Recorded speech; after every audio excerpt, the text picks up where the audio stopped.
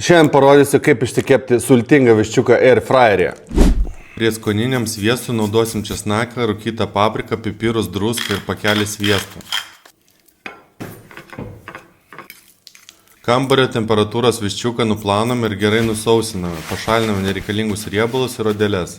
Tada atkeliame krūtinėlės odą ir padarome kišenę.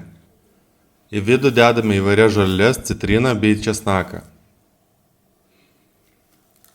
Pildame prieskoninių sviestų bei aptepame visą viščiuką.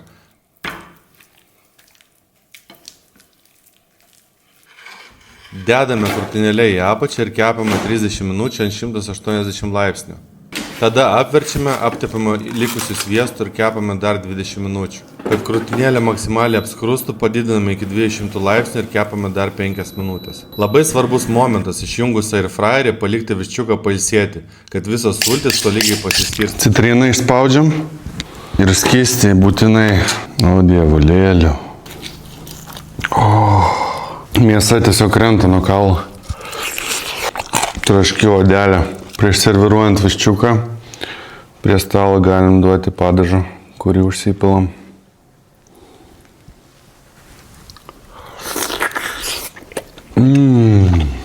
Tai bus jūsų pats skaniausias kada nors valgytas viščiukas.